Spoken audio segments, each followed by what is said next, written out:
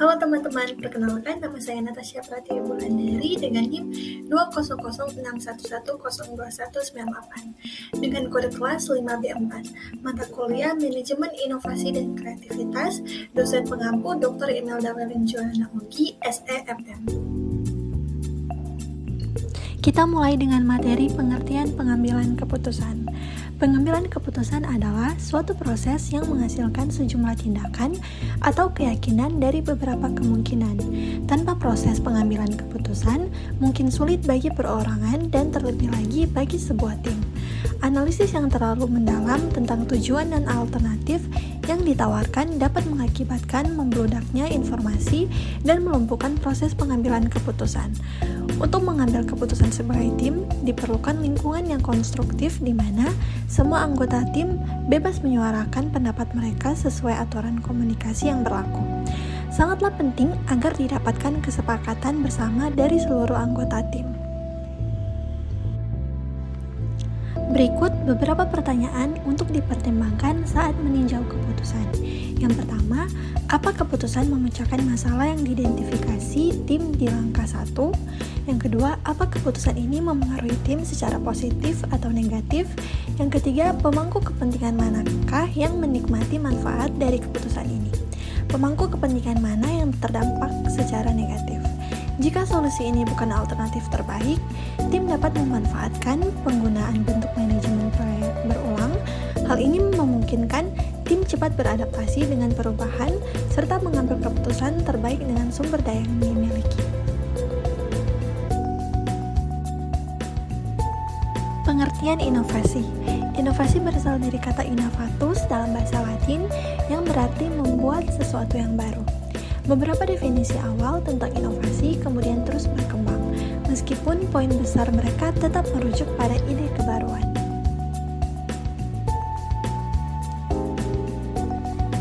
Inovasi akar rumput. Inovasi akar rumput meskipun sudah 2 dekade, penelitian tidak ada tinjauan yang sistematis dari literatur inovasi akar rumput. Hal tersebut membuat Hussein yang menyusun artikel dengan judul Grassroots Innovation, A Systematic of 2 Decades of Research yang bertujuan untuk mensintesis literatur inovasi akar rumput. Tulisan tersebut menyebutkan bahwa literatur inovasi akar rumput yang muncul sejak 2 dekade lalu masih belum tersusun sistematis walaupun inovasi akar rumput itu sendiri telah menjadi disiplin ilmu yang mapan. Seifang dan Smith berpandangan bahwa inovasi akar rumput adalah serangkaian kegiatan kelompok masyarakat dan aktivis yang bekerja sama dengan orang-orang untuk menghasilkan produk atau solusi dari bawah ke atas untuk pembangunan berkelanjutan. Solusi tersebut menanggapi situasi lokal, minat, dan nilai-nilai masyarakat. Masyarakat tersebut terlibat aktif dan memiliki kendali atas proses dan hasil.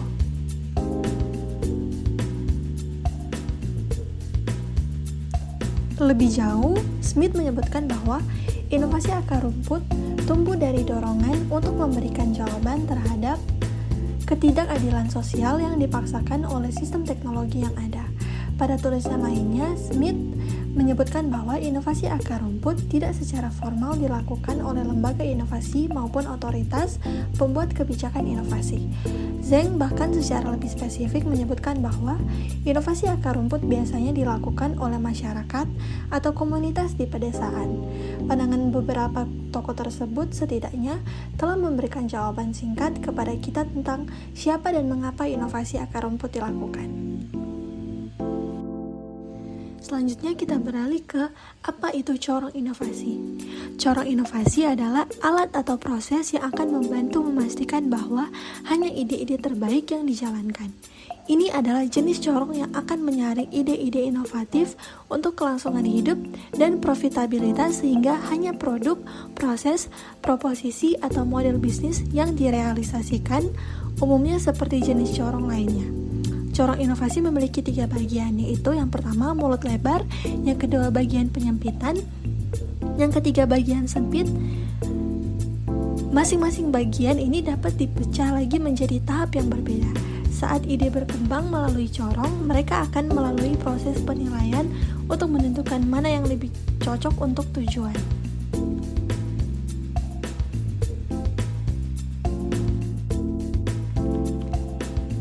Apa saja model corong inovasi yang berbeda? Ada banyak model yang tersedia. Sebenarnya ada jenis model yang dapat diterapkan di hampir semua proses termasuk inovasi, desain, pemasaran, dan lain-lain. Sekarang kita akan fokus pada 3 model inovasi utama. Dimulai dengan model inovasi paling populer, yaitu metode gerbang panggung. Dikenal sebagai PaceGate adalah metode untuk mengevaluasi nilai bisnis dari suatu proyek inovasi dalam siklus hidup inovasi. Meskipun biasanya diterapkan pada pengembangan produk atau layanan baru, umumnya digunakan untuk tetap mengendalikan proyek untuk terus-menerus mengevaluasi kembali mereka dan nilainya sebelum maju lebih jauh.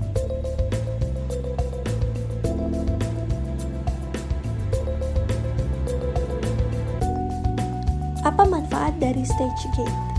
Metode stage gate biasanya digunakan dalam inovasi produk, namun yakinlah bahwa itu juga dapat digunakan dengan jenis inovasi lainnya. Meskipun kita mungkin harus mengubah beberapa penilaian agar sesuai dengan jenis inovasi tertentu, seperti yang mungkin telah kita perhatikan dari tahap-tahap sebelumnya. Cukup jelas bahwa harus ada jadwal yang jelas agar metode ini dapat berjalan dengan baik. Ini membantu membersihkan siklus hidup proyek dan menghilangkan risiko yang datang karena tidak dapat melakukannya. Selain itu, metode stage gate tidak akan berhasil jika tidak ada kolaborasi antara tim, inovasi, dan pemasaran.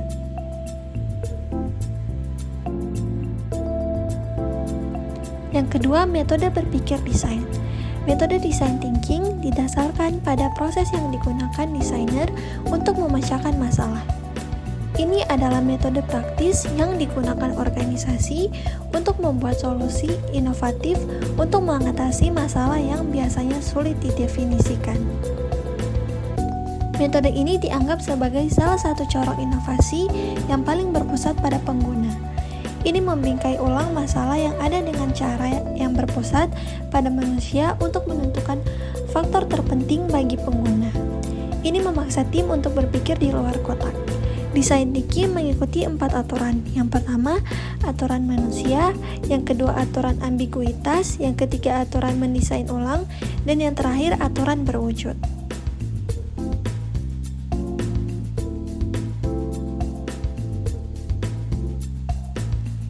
Apa saja tahapan dari design thinking? Berdasarkan 4 prinsip di atas, design thinking dapat dipecah menjadi 5 tahap. Bahwa meskipun kita berbicara dengan corong di sini, tahapan pada metode ini tidak perlu berurutan. Meskipun biasanya dilakukan secara berurutan karena lebih masuk akal seperti itu. Yang pertama, berempati. Tahap ini berkaitan dengan memperoleh pemahaman yang lebih baik tentang kebutuhan dan keinginan pelanggan. Yang kedua, mendefinisikan.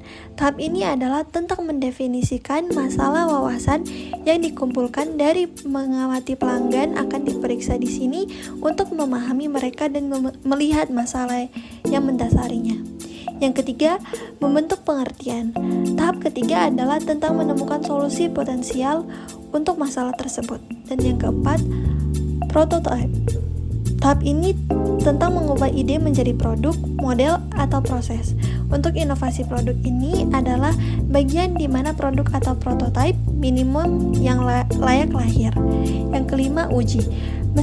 Meskipun secara teknis, tahap ini adalah yang terakhir, bukan berarti ini adalah akhir dari terowongan.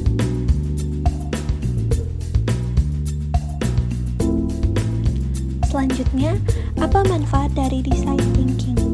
Ini mungkin tampak berlawanan dengan intuisi mengingat tim dapat bolak-balik di antara tahapan, tetapi design thinking pasti dapat membantu dalam penghematan biaya yang kemudian meningkatkan laba atas investasi organisasi.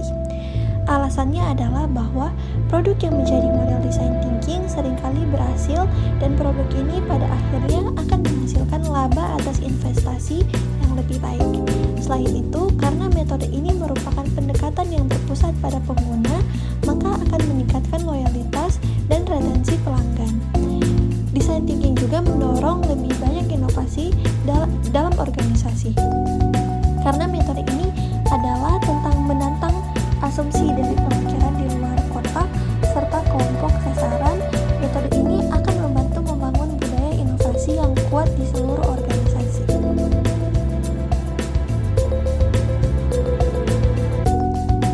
Selanjutnya yang ketiga, metode Lean Startup.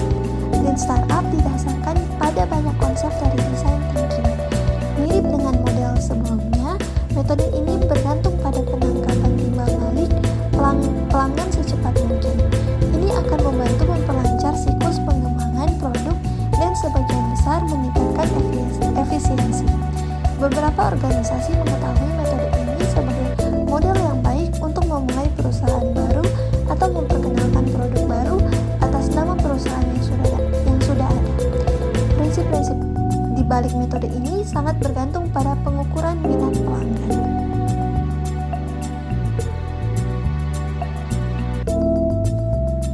Metodologi di balik metode ini memiliki 3 pilar. Yang pertama, membangun. Membangun adalah membuat produk atau MVP yang layak minimum. Fokusnya di sini adalah dengan cepat meletakkan sesuatu di luar sana untuk melihat apakah itu menarik minat pelanggan. MVP ini harus dapat memberikan nilai yang cukup untuk membuat pelanggan tetap terlibat tanpa terlalu rumit. Yang kedua, ukuran. Untuk mengukur adalah mengevaluasi keterlibatan pelanggan dengan MVP. Tujuannya di sini adalah untuk melihat apakah ada pasar yang cukup besar untuk produk tersebut. Ini dapat dilakukan melalui metrik keterlibatan yang berbeda seperti jumlah pengguna aktif, tingkat akuisisi pelanggan, tingkat retensi pelanggan, dan lainnya. Yang ketiga, mempelajari. Belajar berarti mendapatkan lebih banyak pengetahuan dan metrik keterlibatan saat ini. Pertanyaan yang harus dijawab di sini adalah apakah produk harus ditingkatkan, diputar ke arah yang baru, atau bahkan dibuang. Keunggulan Lean Startup adalah membantu startup untuk memvalidasi ide mereka dengan cepat dan efisien. Ini dilakukan dengan merilis MVP dan kemudian mengukur metrik keterlibatan. Jika ide tersebut divalidasi, maka startup dapat melanjutkan dengan mengembangkan produk lebih lanjut. Jika tidak, maka startup dapat dengan cepat beralih ke ide baru dan memulai siklus dari awal.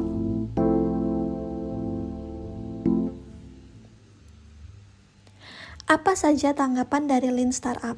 Secara umum, organisasi dapat memilih untuk menempuh jalan yang berbeda, meskipun semua akan dipandu oleh 3 pilar yang sama. Selanjutnya, semua yang menggunakan metode Lean Startup melalui 3 tahap yang sama. Yang pertama, masalah atau solusi. Ini adalah tahap di mana startup memvalidasi apakah solusi mereka memecahkan masalah nyata untuk target pasar mereka. Hal ini dapat dilakukan melalui pengembangan pelanggan, yang pada dasarnya adalah proses berbicara dengan pelanggan dan memahami masalah mereka. Yang kedua, kesesuaian produk atau pasar. Ini adalah tahap di mana startup memvalidasi apakah ada pasar untuk produk mereka. Ini dapat dilakukan melalui metrik keterlibatan yang berbeda seperti jumlah pengguna aktif, tingkat akuisisi pelanggan, tingkat retensi pelanggan, dan lainnya. Dan yang ketiga, pertumbuhan. Ini adalah tahap di mana startup fokus meningkatkan bisnis mereka. Ini dapat dilakukan melalui berbagai teknik peretasan pertumbuhan seperti viralitas, akuisisi berbayar, dan lainnya. Apa keuntungan dari Lean Startup? Karena produk minimum yang layak diajukan lebih awal dan diberikan kepada pelanggan, organisasi dapat dengan cepat menentukan apa yang berhasil dan bagian mana yang harus diperbaiki. Tim akan dapat belajar lebih banyak dari umpan balik pelanggan. Plus, itu juga membantu mengurangi risiko kegagalan. Semakin cepat organisasi dapat menguji produknya, semakin baik. Jika gagal, mereka akan dapat menghemat waktu dan sumber daya. Akibatnya, organisasi dapat mendorong prototipe yang berfungsi ke pasar karena siklus pengembangan yang lebih pendek. Artinya, organisasi kan dapat menguji solusi mereka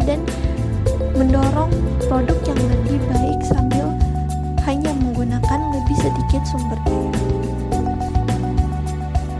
Demikian materi yang saya sampaikan. Semoga video ini